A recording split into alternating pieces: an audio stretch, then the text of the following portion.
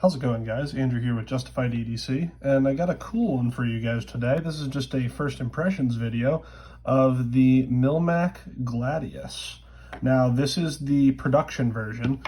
There's a custom version that he makes himself. This is the production run made by Dauntless Manufacturing. I don't know if you're familiar with them, if you're on Instagram at all. They do Matt Helm's production knives. They've been doing a couple other ones. Let's see, they do a lot of stuff for Milmak. They're doing one with MF Blade Works. They have a couple of their own designs. So this is the production version. But from what I've heard from people that have the custom, this is very similar. Should be exact same specs in terms of overall dimensions. You're getting slightly different materials and a little bit more availability at a slightly lower cost. So that is that for the production side of things. Getting into some specs here, I'll run you through specs real quick. You put this right up here. You get right about a 3-inch blade, like 3.5 if you count the ricasso, just under 3 inches of cutting length. So if you got some dumb laws where you live, this might work for you. You have about 3.5 inch, 3 3/4 inch in the handle. This is a nice size. This is kind of my ideal size for an EDC fixed blade. I usually like blades that are no longer than like 3.5 inches. I like about a 4-inch handle. The handle is just about right for my hand size. I wouldn't mind if it was maybe a little, like maybe another 1/4 inch thicker, not thicker, but longer. But it feels very good in hand. You have a S35 VN blade.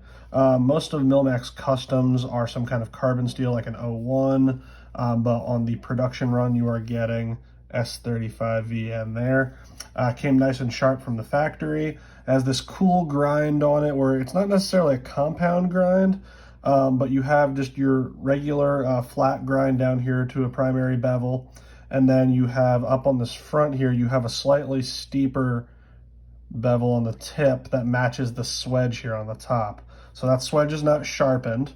There is a double-edged version of this. I'm not sure if they make the production version of this in double-edged, but you can get the custom in a full double-edge. But that tip is just a false swedge there, and then that wider bevel to kind of match that cool tip grind there. Very symmetrical in the handle, very coffin-shaped, which you guys know I like. It's very neutral. It works in all of your grips very easily.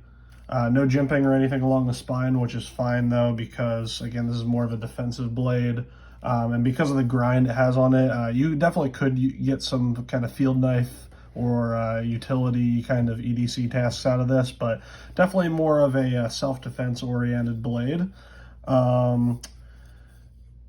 It is about a 1/4 inch thick, not a 1/4 inch, let's see, what do we got on here? About an 1/8 inch, maybe a little bit wider in terms of the blade stock. Decently thick stock, which again is good for that kind of self-defense application. You have a mid to high flat grind that comes down to a pretty stout edge. Again, that secondary bevel there is nice and sharp, but because you have that nice steep flat grind, you're not going to be getting a lot of slicing performance out of this. But again, in that kind of application, you want a thicker bevel just to withstand any kind of impact. If you're going into something that has something that's a little softer, that has hard things inside of it, like a torso, if you were to hit a rib or anything like that, you have a nice stout point and a thick bevel. I really like this compared to, I have a custom CCW here. And while they are pretty much the exact same size overall, and even in terms of handle and blade length, in terms of the grip area, this kind of segregates you to one grip. You can't really do edge in with this. It's not really meant for that. You can do it. It's not the most comfortable thing in the world. This is definitely more of a field utility knife that can be pushed into self-defense application. But with the Gladius, you get the option for any grip that you really want. It comes with a nice ambidextrous sheath from Dauntless. I was happy to see that the ambi sheath actually works very well on this. I've had some Dauntless sheaths in the past that were, to be honest, they were some of the worst ambidextrous sheaths I've ever seen. I don't know if that was just some of their older work, then there were some growing pains, but I had one of their in-house designs, and the sheath on it was absolutely abysmal. So getting this knife, I was happy to see that the ambidextrous sheath was very well done, nice and slim, even compared to this has a Blade Rigs ambi sheath on it. You can see there that it's even slimmer than that. They're using the nice small rivets, and there's not a lot of extra material on it. Discrete Carry Concepts clip, which you guys know I'm a big fan of. Best clips in the game. Obviously ambidextrous either way, so you can set this up either inside the waistband or inside a rig, or you could carry this in pocket. There's just a lot sticking up compared to something like this, which is a Offensive Industries deep carry sheath.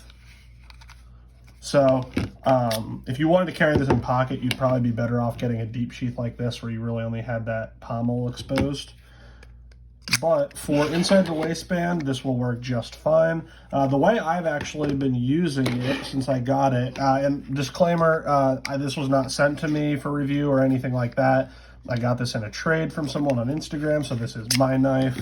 I'm not being paid or sent this for review or anyway.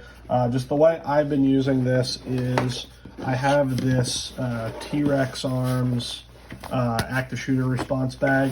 It's kind of hard to show you under camera here, but in the back of the bag here, you have some mag carriers up here. In the back, you have some molly. And the way I've been doing it is slipping that down into there, and it clips nicely down into their molly, and then you can grab it either direction because it's ambidextrous, and because this is a sling bag, and it kind of, the way I carry it when I'm using this at the range or anything like that is I usually slightly off to my right side, so I usually orient this so I can grab it in reverse grip edge in like that, or if I was to use it as utility, I could pull it out still in my normal standard grip. So that's how I've been using it. It fills that role very well. I did have the CCW in that role, but because it's only able to be oriented one way, it just made more sense for the Gladius to be like that. So that's what the Gladius has been doing for now. I have carried it inside the waistband a couple times. It's nice and comfortable. The handles here are G10. They're nicely scalloped. They give you a nice amount of grip. You're not going to slip off of them at all. A lot of people that use textured G10 when they're kind of like a stone pattern or they're smooth, they don't provide you with a whole lot of grip, but because the scalloping is nice and sharp, it grabs your hands very nicely. So big fan of how they did the scalloping on the handles. It's a little bit different than how Milmak does his custom ones.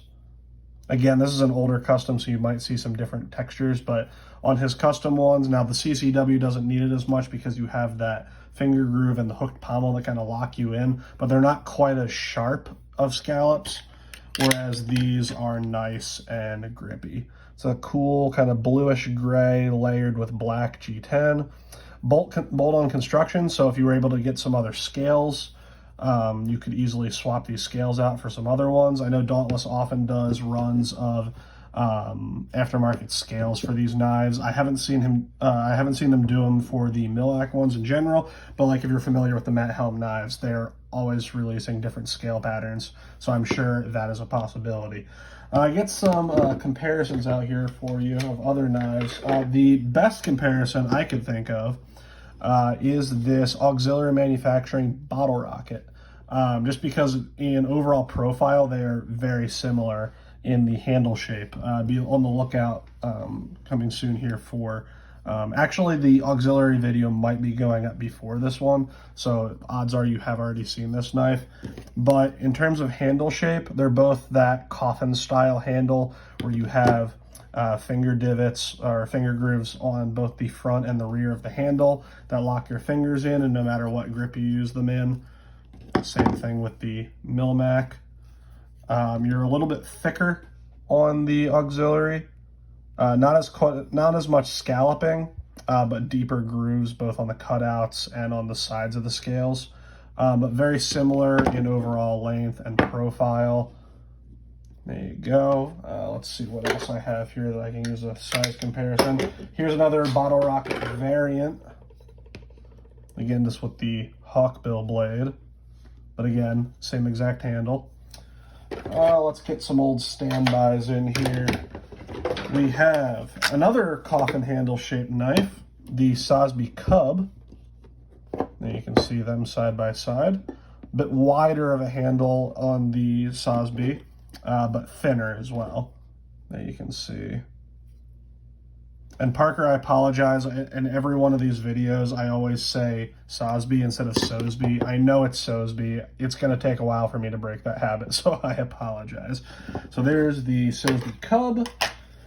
What else do we have here that I can throw in? Here is the Erebus from BW Knives. Another neutral handled knife. Obviously you can see you have a bit more grip area in the BW, a much longer blade. There again, if you saw that on video before. And let's grab one more here. We'll do the Offensive Industries Varger. Again, another not quite coffin shape, but neutral handle. These are again very similar in overall length and grip area, blade length, all that good stuff. I definitely have a type in the kind of EDC fixed blades that I like. So again, thinner handle both in profile and in actual thickness. But there you can kind of see the size. Cutting, the actual cutting edge is very similar. You actually have pretty much the exact same amount of sharpened edge. And actually with the ricasso on both of them, it's pretty much the exact same. So there's a couple size comparisons for you. Again, this isn't going to be a long video. I just wanted to throw this out here as a first impressions. And I somehow managed to lose the sheath for this one. Where did I put that?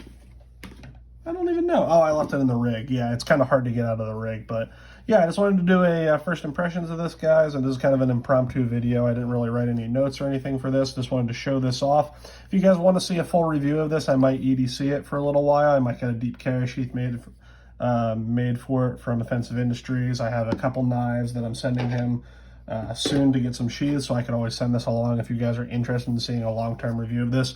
Otherwise, it's just going to go in my T-Rex Arms bag for the range and kind of live there. This overall isn't exactly a knife I would carry all the time, but I think it definitely could fulfill an EDC role for some people out there. But it is very well made. I think it's a good option if you're looking at some of Milmak's customs and you're not able to get one. Now, he does do, his books are open pretty often, so if you're looking for a custom version of this, like if you want the double edge or something like that, you want a different handle variety, you can always reach out to him. But if you're looking for a good value, this Dauntless Manufacturing production version seems to be pretty sweet. So normally I would like to see like a carbon steel on something like this, or just a bit of a tougher steel, even if it's something more stainless like an AEBL 52100, something like that. But S35VN has a decent reputation for being pretty tough, so especially combined with that thicker stock. So I think this would serve you well. If you guys have any more questions about this or want to see a full-term review, leave them down in the comment section. I'll leave a link to his page in the description, both to Dauntless and to Milmak. And as always, I will see you guys in the next video.